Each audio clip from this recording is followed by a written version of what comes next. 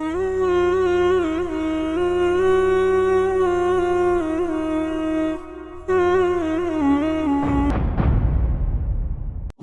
کہا بادشاہ نے بے شک میں نے دیکھا ہے خواب کے اندر، یہ وہ اپنے درباریوں سے بات کر رہا ہے جو اس کے وزراء ہیں، کہ بے شک میں نے خواب میں دیکھا ہے کہ 7 گائیں ہیں موٹی تازی، جن کو کھا رہی ہیں دبلی پتلی کمزور گائے، وہ کھا رہی ہیں موٹی گایوں کو۔ ویسے تو مطلب پریکٹیکلی تو یہ نہیں ہوتا، گائے جو ہے وہ سبزی خور ہے، گوشت خور نہیں ہے۔ خواب میں اس طرح کی جو تمثیل بیان کی جاتی ہے وہ اس لیے کہ تاکہ بات پہنچائی جا سکے۔ اور 7 میں نے دیکھی ہیں بالیاں گندم کی ہری بھری، اور اس کے ساتھ دوسری دیکھی ہیں 7 خشک۔ یا ایھا الملأ، اے میرے درباریوں، مجھے اس معاملے میں اپنا اوپینین دو جو میں نے یہ خواب دیکھا ہے، اگر تم خواب کی تعبیر جانتے ہو۔ وہاں پہ جو تعبیر بتانے والے تھے باقاعدہ ان کو بلایا گیا کہ آپ اس کے اوپر بتائیں کہ یہ سارے معاملات کیا ہیں۔ ان سے کچھ بھی نہیں نکلا، کچھ نکل نہیں رہا ہو تو انسان اپنی عزت بچانے کے لیے اس قسم کی گفتگو کرتا ہے جو انہوں نے کی۔ قالو، یہ پریشان خواب ہیں جو آپ دیکھ رہے ہیں، اور اس قسم کے جو پریشان خواب ہیں جن کا کوئی سر پیر ہی نہیں ہے، ان کی تعبیر ہم آپ کو کہاں سے بتائیں۔ لیکن بادشاہ کو تو پتا تھا کہ یہ کوئی غیر معمولی خواب ہے، اور ویسے بھی زمین کے اوپر اللہ تعالیٰ کی طرف سے بادشاہ ہی نومینیٹ ہوتا ہے اپنی رعایا کو دیکھنے کے لیے۔ اب جیسے ہی خواب کا ذکر آیا تو وہ شخص جس کو یوسف علیہ السلام نے یہ بشارت دی تھی کہ عنقریب تو چھوٹ جائے گا اور اپنے منصب کے اوپر بحال ہو جائے گا اور اپنے بادشاہ کو تو شراب پلائے گا، اسے یاد آ گیا وہ 10 سال پرانی بات کہ میں نے بھی ایک خواب دیکھا تھا اور میرے ایک ساتھی نے، اور وہ من و ان تعبیر پوری ہوئی تھی، تو اسے یہ بات کلک کر گئی،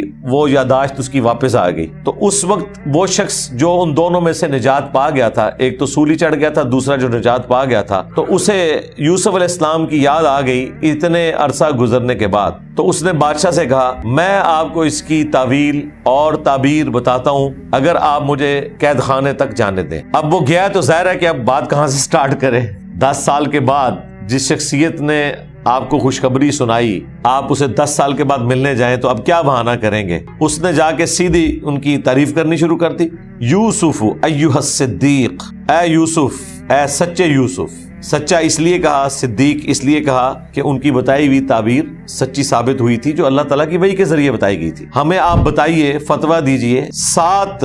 گایوں کے بارے میں جو کہ موٹی تازی ہیں، جن کو کھا رہی ہیں 7 دبلی پتلی کمزور گائے، ان موٹی گایوں کو کھا رہی ہیں، اور 7 خوشے ہیں سرسبز، اور 7 خوشے ہیں جو کہ خشک ہیں۔ بس آپ جلدی سے اب اس کی تعبیر بتائیں تاکہ میں لوگوں کے پاس پلٹ کر جاؤں اور وہ آپ کے علم سے متعلق جان لیں۔ اب دیکھیں یوسف علیہ السلام نے کوئی اسے گلا شکوہ نہیں کیا، یہ ایک پیغمبروں کا ہی حوصلہ ہے۔ انہوں نے کہا اس کی تعبیر یہ ہے کہ 7 سالوں تک تم خوب کاشتکاری کرو گے۔ موٹی تازی گائے جو تم نے دیکھی ہے نا، وہ سال کا تو وہاں پہ ٹریڈیشن تھی کہ اس سے مراد سال ہے، اس سے مراد اب یہ ہے کہ 7 سال خوب کاشتکاری کے ابھی ہوں گے، بارشیں بھی ہوں گی، دریائے نیل میں بھی پانی آئے گا، سب کچھ ہوگا۔ تو جو تم کھیتی کاٹو گندم، تو وہ جو دانے ہیں ان کو ان کی بالیوں کے اندر ہی رہنے دینا ہے، علیحدہ نہیں کرنا، کیونکہ علیحدہ کریں گے تو پھر کچھ عرصے بعد وہ خراب ہو جاتی ہیں۔ ہاں سوائے اس کے جو تم تھوڑا بہت اس میں سے کھا لوگے، زیادہ سی فصل اگانی ہے اور اس کو سٹور کر لینا ہے۔ ہاں ساتھ ساتھ جو کھاتے جاؤ، ظاہر ہے ہر سال آپ نے اپنے تو سال کے دانے تو رکھنے ہیں نا، اس سے زیادہ جو ہے ہر سال اتنے سٹور کر لو کہ وہ 1 سال کے لیے کافی ہو جائے، اور یوں 7 سالوں تک گندم کو تم نے سٹور کرنا ہے۔ پھر اس کے بعد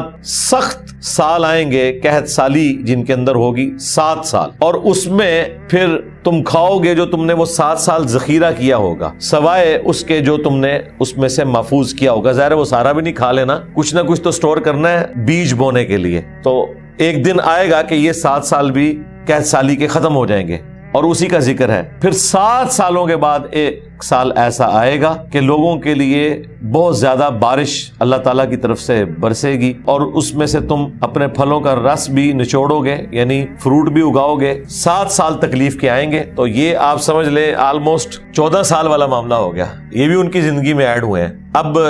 یہ جب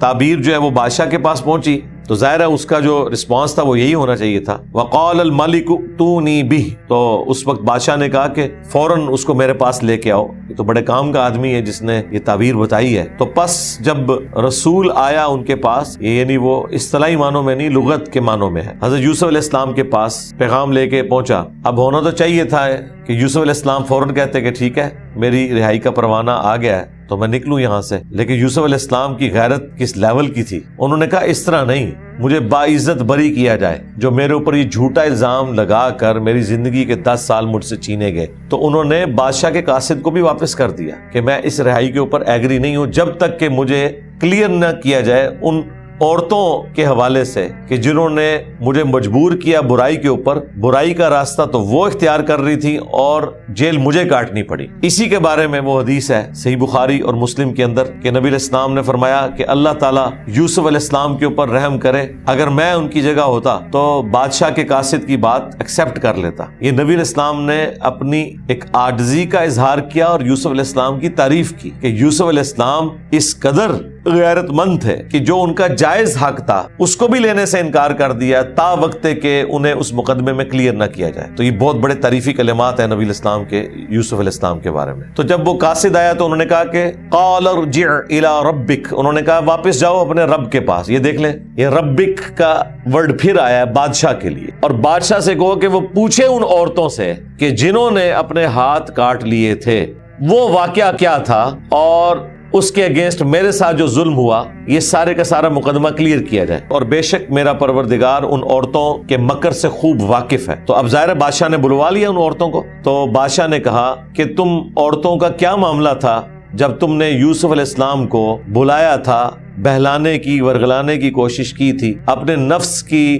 برائی کے لیے؟ قلنا حاشا للہ، انہوں نے کہا کہ اللہ کی قسم ہمارے علم میں کوئی برائی والی بات نہیں ہے یوسف علیہ السلام کے کیس میں کہ ان کے اندر کوئی برائی کا ارادہ ہو، مراد یہ کہ یہ ساری غلطی ہماری تھی، ہم نے اس میں کوئی برائی والی بات نہیں دیکھی۔ تو کہا عزیز مصر کی عورت نے، اب چونکہ یہ معاملہ اس وقت حق آشکار ہو چکا ہے، ظاہر باقی عورتوں نے بھی کہہ دیا تو یہ اکیلی تو کوئی پوائنٹ آف ویو اڈاپٹ ہی نہیں کر سکتی تھی، ورنہ انہوں نے اسے جھوٹا کہنا تھا۔ اس نے جب دیکھا کہ واقعی اب معاملہ چونکہ میری برائی کا کھل چکا ہے تو میں بھی اب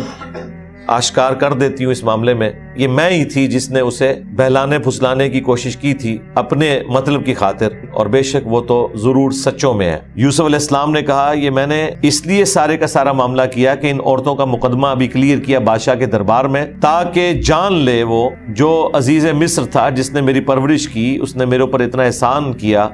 کہ میں نے اس کی غیر موجودگی میں اس کے ساتھ خیانت نہیں کی، اور یقیناً اللہ تعالیٰ خیانت کرنے والوں کو کبھی بھی کامیاب نہیں ہونے دیتا، انہیں کبھی بھی ہدایت نہیں دیتا۔ اور پارہ نمبر 13 کا آغاز ہی یوسف علیہ السلام کے ان مشہور زمانہ جملوں سے ہو رہا ہے جو میرا خیال ہے ہر انسان کو دقت نظر سے ان کے اوپر غور کرنا چاہیے کہ اگر پیغمبر اپنے بارے میں یہ بات کر رہا ہے تو باقی تو شاہی کوئی نہیں۔ اور میں اپنے نفس کو بری نہیں سمجھتا، یعنی میرا یہ دعویٰ نہیں ہے کہ میں بہت پاک باز ہوں، حالانکہ پاک باز تھے، کوئی گناہ نہیں کیا ہوا تھا، لیکن وہ بیسیکلی اپنے نفس کے اوپر جو ان کا کنٹرول تھا اللہ تعالیٰ کے خوف کی وجہ سے، اس کی رحمت کی وجہ سے، وہ گاڈ اورینٹڈ اپنے معاملے کو کر رہے تھے، اور یہی ہمیں بھی سکھایا گیا ہے کہ ہم نے ہر معاملے میں گاڈ اورینٹڈ ہونا ہے۔ نبی علیہ السلام نے ایک دفعہ انشاءاللہ نہیں کہا، کتنے دن تک وہی نازل نہیں ہوئی، پھر سورۃ الکہف میں آیت نازل ہوئی کہ اے نبی کبھی بھی ایسا نہ ہو کہ آپ کسی معاملے میں یہ کہیں کہ کل یہ میں کام کروں گا اور انشاءاللہ کہنا آپ بھول جائیں، یہ نہیں ہونا چاہیے۔ وما ابرئ نفسی، اور میں اپنے نفس کو قطعاً نہیں کہتا کہ وہ کسی اعتبار سے بری الذمہ ہو سکتا ہے، بے شک نفس تو ہمیشہ برائی کی طرف مائل کرتا ہے، بے شک سوائے اس کے کہ جس پر میرا رب رحم فرمائے۔ ان ربی غفور الرحیم، بے شک میرا رب بخشنے والا اور رحم فرمانے والا ہے۔ تو بادشاہ نے کہا کہ لے آؤ ان کو، یوسف علیہ السلام کو میرے پاس، میں انہیں اپنے خاص ذات کے لیے چن لوں گا، یعنی میں ایک خاص وزیر انہیں بنا لوں گا، اپنا ایک مشیر بنا لوں گا۔ بس جب انہوں نے ان سے گفتگو کی اس بادشاہ نے یوسف علیہ السلام کے ساتھ تو وہ بڑا مطمئن ہوا، ظاہر ہے کہ ابھی تک تو غائبانہ تعارف تھا، یوسف علیہ السلام کے ساتھ جب ڈسکشن ہوئی تو انہیں اندازہ ہوا کہ یہ تو بہت انٹلیکچوئل آدمی ہے، ذہین آدمی ہے، اور یہ ہماری حکومت کے دوام کے لیے ایک بہترین انسان ہے۔ آج کے دن سے آپ ہمارے ہاں محترم ہیں، قابل اعتماد، امانت دار انسان ہے، ہمارے یعنی اس دربار کے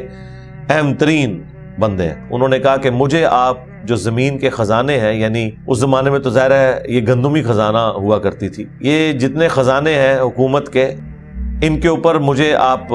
مقرر کر دیں، بے شک میں حفاظت کرنے والا بھی ہوں اور ان معاملات میں علم رکھنے والا ہوں، ماہر ہوں ان سارے کاموں کا۔ ظاہر اللہ تعالیٰ نے آپ کو غیبی طور پہ سب سے بڑی بات تو ہے کہ یہ ایک سائنٹیفک فینامنا یوسف علیہ السلام کے ذریعے اللہ تعالیٰ نے ریویل کیا ہے، ورنہ مصر جو اتنی سویلائزڈ لوگ تھے انہیں تو اس چیز کا آئیڈیا نہیں تھا کہ اتنے سالوں کے لیے گندم کو سٹور کیا جا سکتا ہے اس طریقے سے۔ اب اللہ تعالیٰ فرماتا ہے وَكَذَلِكَ مَكَّنَّا لِيُوسُفَ فِي الْأَرْضِ، اور یوں ہم نے یوسف علیہ السلام کو زمین میں اقتدار دے دیا۔ ظاہر ہے کہ بادشاہ کے بعد سیکنڈ پوسٹ ہے، وہ جہاں چاہے وہ رہ سکتے تھے زمین میں۔ نَصِيبُ بِرَحْمَتِنَا مَن نَّشَاءُ، اور ہم اپنی رحمت سے عطا فرماتے ہیں جسے چاہتے ہیں، اور ہم نیکوکاروں کا اجر کبھی بھی ضائع نہیں ہونے دیتے۔ لیکن سرکار یہ اس اجر تک پہنچنے کے لیے اتنی مشقت بھی ان کو کاٹنی پڑی ہے۔ وَلَأَجْرُ الْآخِرَةِ خَيْرٌ لِّلَّذِينَ آمَنُوا، اور جو آخرت کا اجر ہے وہ تو سب سے بہتر ہے ان لوگوں کے لیے جو ایمان لانے والے ہیں۔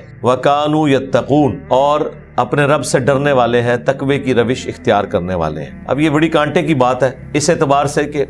دنیا میں جتنا بھی انعام مل جائے اس انعام کے کم ہونے کے لیے یہی کافی ہے کہ وہ ہمیشہ کے لیے نہیں ہے۔ اس کے بعد یوسف علیہ السلام کتنا عرصہ زندہ رہے ہوں گے؟ اگر اوورآل ان کی زندگی کا سپین دیکھیں تو 40 سال کی جو جدائی ہے اس کے بعد 40 سال کا وہ والا انعام تو نہیں ملا ہوگا۔ تو اللہ تعالیٰ نے فرمایا کہ آخرت کا جو اجر ہے وہ تو ابھی باقی ہے اور نہ ختم ہونے والا بھی ہے۔ اس میں ہمارے لیے بھی تسلی ہے کہ دنیا میں اگر کسی کو نیکوکاری کا بدلہ نہ ملے، یہ نہ ہو کہ ہر شخص یہ کہے کہ میں نے جیل کاٹی ہے تو اب مجھے بھی کوئی پرائم منسٹر کا عہدہ مل جائے یا میں بھی کوئی کونسلر یا وزیر اعلیٰ بن جاؤں، تو نہیں۔ اللہ تعالیٰ نے فرمایا کہ آخرت کا اجر جو ہے وہ تو